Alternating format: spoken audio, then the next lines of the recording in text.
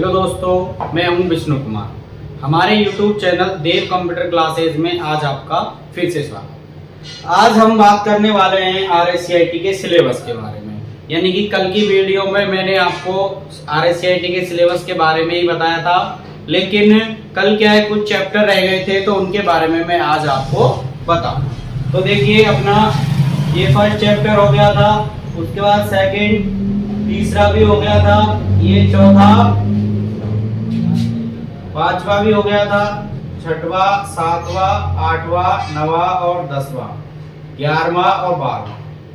तो उसके बाद में ये जो 13वां जो लेसन है अपना, इसके बारे में मैं आज आपको बताता हूँ। तो देखिए, 13वां लेसन जो है अपना, उसका नाम है माइक्रोसॉफ्ट पावर पॉइंट, यानी कि MS पावर पॉइंट 2010।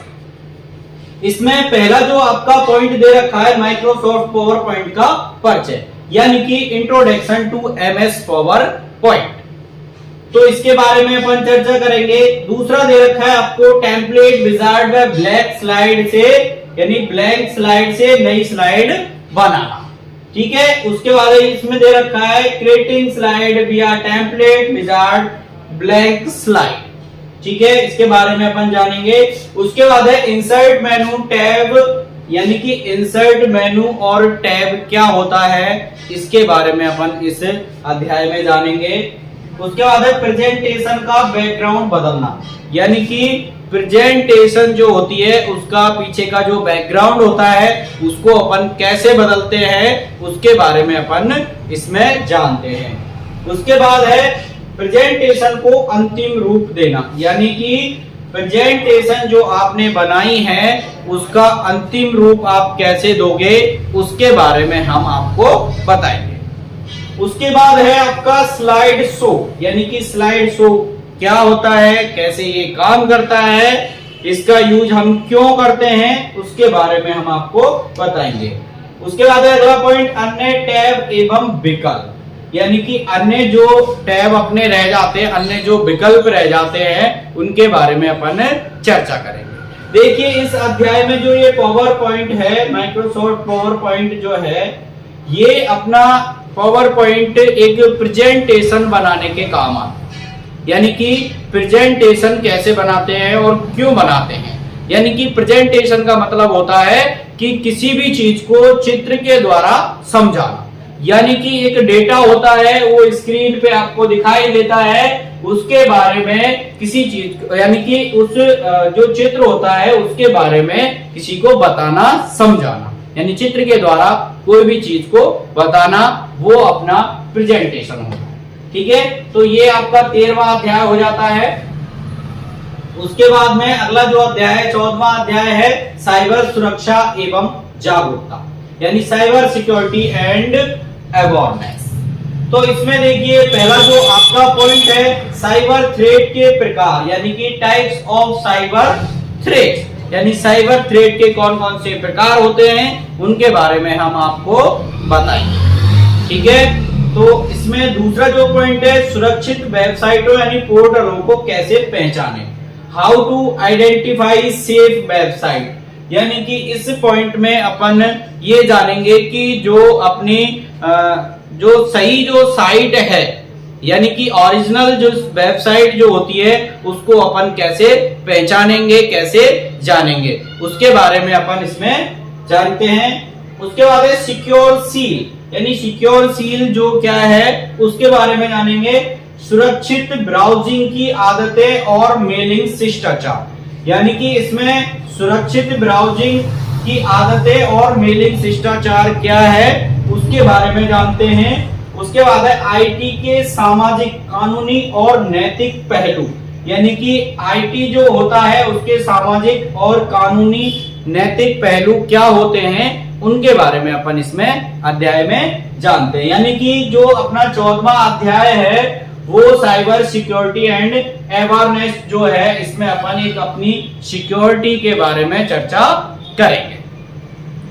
ठीक है, तो इसमें अब 14 अध्याय आपका पूरा हो जाता है। अब अपन बात करते हैं 15वें अध्याय की। तो ये देखिए, 15वां अध्याय जो है आपका वो है आपके कंप्यूटर का प्रबंधन, यानी कि इसमें आपके कंप्यूटर का प्रबंधन दे रखा है। पहला पॉइंट है विंडोज के लिए यूजर लॉगिन बनाना, यानी कि विंडोज यानी यूज करने के लिए अपन लॉगिन आईडी जो पासवर्ड होते हैं उनको कैसे बनाते हैं, उनका कैसे अपन यूज करते हैं, उनके बारे में आपको हम बताते हैं। ठीक है, उसके बाद है रिस्टोर पॉइंट सेट करना, यानी कि सेटिंग अप ए रिस्टोर पॉइंट, यानी कि इसके बारे में अपन जानेंगे। उसके बाद है एक प्रोग्राम इंस्टॉल और अनइंस्टॉल करना, यानी कि एक कोई प्रोग्राम होता है कंप्यूटर के अंदर, उसे इंस्टॉल कैसे करेंगे, अनइंस्टॉल कैसे करेंगे। यानी कि जैसे मोबाइल फोन होता है उसके अंदर होता है ऐप और कंप्यूटर के अंदर होते हैं सॉफ्टवेयर। तो जैसे मोबाइल ऐप जो होता है अपने को क्या करना होता है, मोबाइल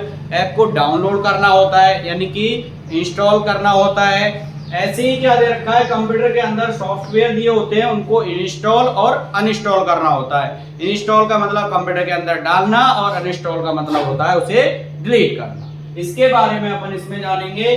उसके बाद है अगला चौथा पॉइंट है इसमें नेटवर्क प्रिंटर की स्थापना, यानी कि नेटवर्क प्रिंटर की क्या करना होता है, स्थापना कैसे करते हैं वो जानेंगे।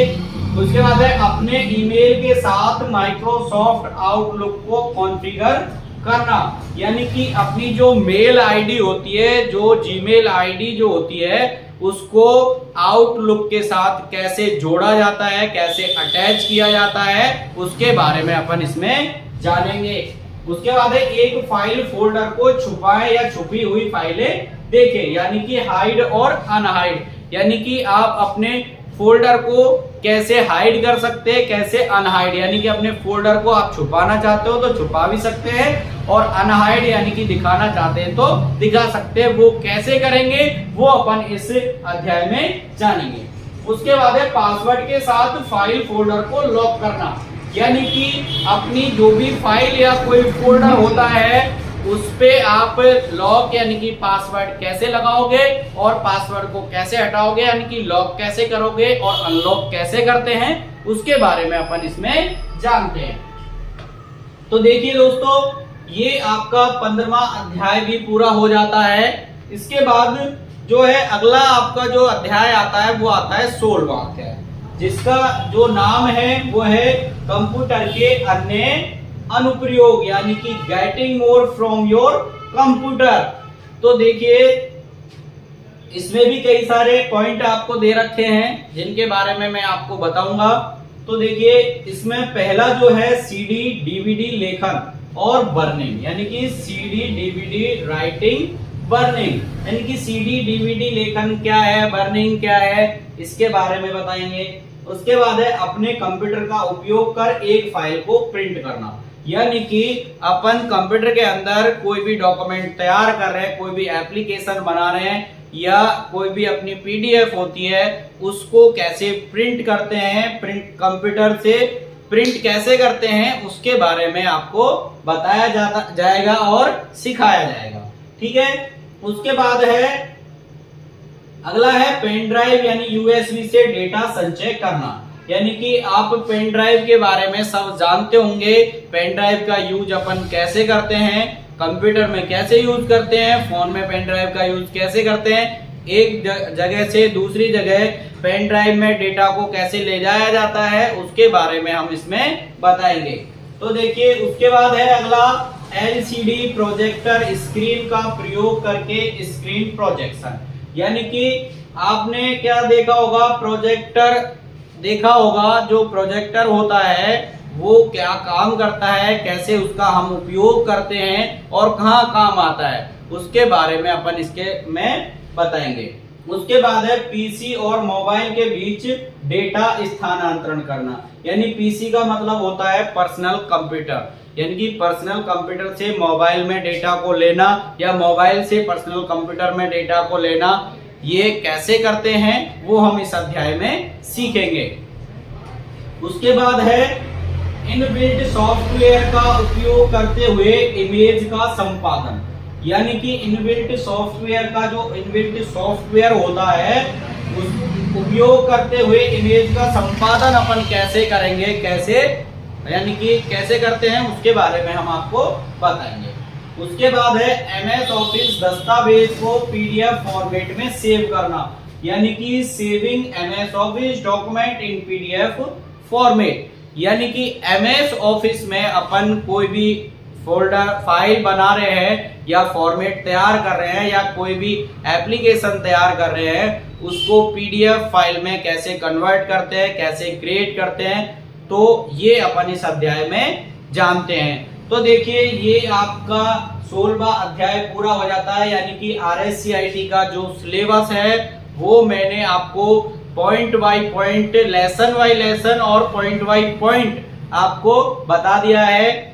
अब देखिए आगे हम आपका सिलेबस पूरा हो जाता है, अब अपन 1 बाय 1 चैप्टर पे चर्चा करेंगे कल से, यानी कि आपको एक एक चैप्टर को डिटेल में बताया जाएगा, समझाया जाएगा और सिखाया भी जाएगा।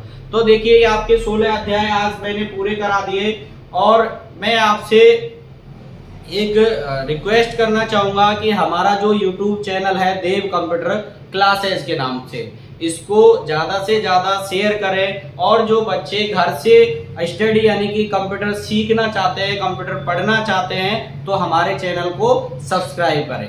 धन्यवाद।